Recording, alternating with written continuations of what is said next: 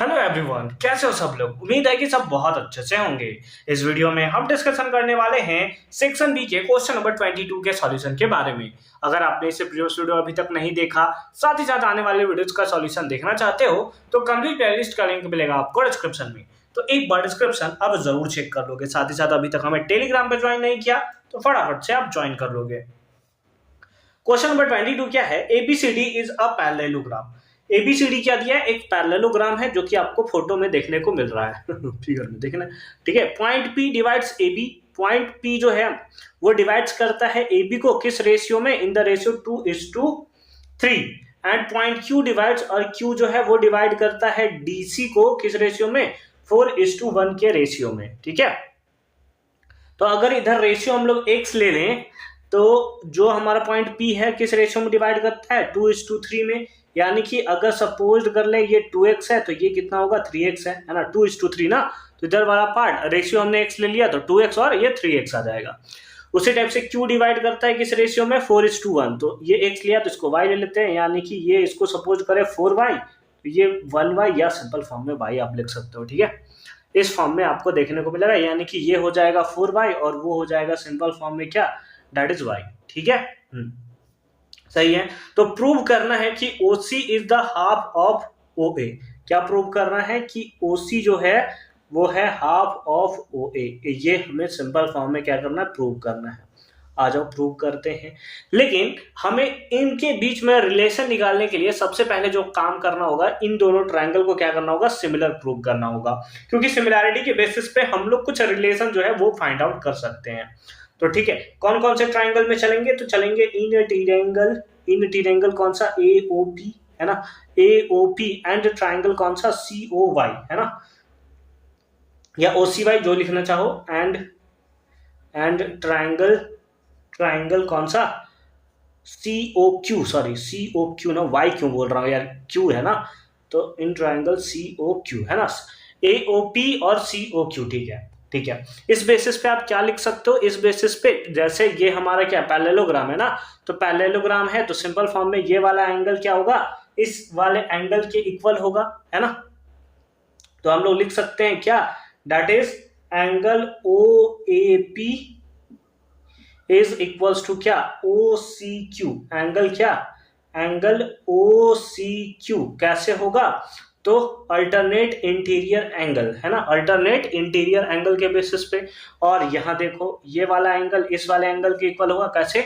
Vertically opposite angle. तो आप लिख सकते हो क्या? एंगल AOP है ना, angle AOP is equals to angle COQ। Angle COQ कैसे? That is vertically opposite angle है ना, वर्टिकली क्या? Opposite angle. ठीक है, तो इस बेसिस पे क्या हो गया? ट्रायंगल AOP जो है वो सिमिलर हो गया किसके? ट्रायंगल COQ के। कैसे? That is angle similar criteria से। कैसे? That is angle similar criteria से। और जैसे ही ये आ जाता है तो फिर हम लोग साइड्स का रिलेशन लिख सकते हैं। क्या लिख सकते हैं?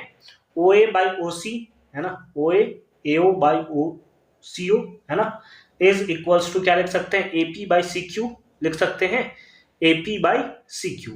ठीक है, first second divide by first second, first third divided by first third. ठीक है, इसी टाइप से तो हम लोग लिखते हैं।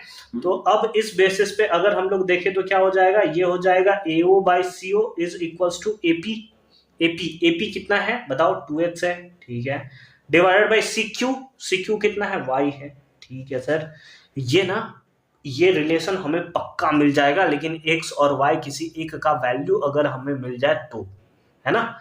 ये वैल्यू तो हमें मिल सकता है, बट इन लोग x और y किसी का वैल्यू मिल जाए तो हम लोग पक्का जो है ये बना सकते हैं। कैसे बनाया जाए? हाँ आ जाओ, समझ गया क्या होगा। ये क्या है? पैरेललोग्राम है ना। तो इन पैरेललोग्राम ठीक है, पैरेललोग्राम में क्या होगा? तो हम लोग एक प्रॉपर्टी जानते हैं। क्या प्रॉपर्टी जानते हैं? कि जो AB होता है वो इक्वल होगा किसके? CD के। अपोजिट साइड्स क्या होते हैं पैरेललोग्राम के केस में? दोनों साइड पैरेलल होते हैं, उसके साथ साथ इक्वल भी होते हैं, यही होता है ना। तो AB इक्वल्स टू क्या हो जाएगा? CD हो जाएगा। ठीक है sir, AB equals to CD होगा। AB को आप क्या लिख सकते हो? AB को हम लिख सकते हैं sir 2x + 3x is equal to C D को आप लोग क्या लिख सकते हो, इसको लिख सकते हैं हम लोग 4y प्लस वाई लिख सकते हैं।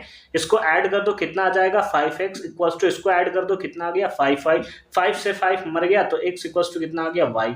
यानी कि x और y के बीच में कुछ रिलेशन नहीं है। x जो है वो सिंपल फॉर्म में क्या है, इक्वल है y के, कुछ रिलेशन नहीं है, मतलब रिलेशन है मतलब इक्वल है, ठीक है।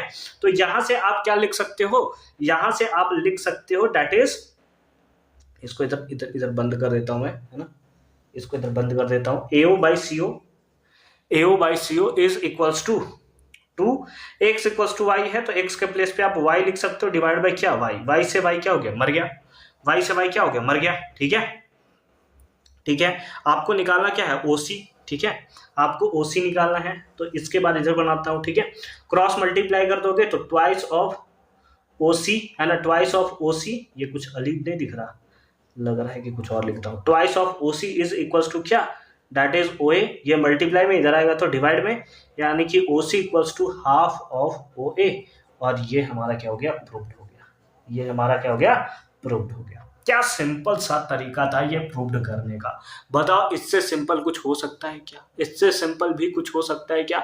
यहाँ पर एकदम मैंने सिंपल से सिंपल रखने का ट्राई किया है ताकि आपको एकदम क्लियर फॉर्म में समझ में आए। ये क्योंकि रिटन पार्ट है तो ये सारे वाले पार्ट्स आपको वहां पर लिख कर शो करने होंगे, साथ ही साथ ये वाला पार्ट भी आपको लिख कर वहां पर शो करना होगा। तो इस बेसिस पे जो ये हमें प्रूव करना था ये हमारा ऑलरेडी प्रूव्ड हो चुका है। आई होप कि ये पार्ट आपको एकदम क्लियर फॉर्म में समझ में आया होगा। मिलते हैं आपसे अगली वीडियो में क्वेश्चन नंबर 23 के सॉल्यूशन के साथ। कंप्लीट प्लेलिस्ट का लिंक मिलेगा आपको डिस्क्रिप्शन में, तो एक बार डिस्क्रिप्शन आप जरूर चेक कर लोगे। साथ ही साथ टेलीग्राम पे हमें ज्वाइन नहीं किया तो फटाफट से हमें टेलीग्राम पे भी ज्वाइन कर लोगे।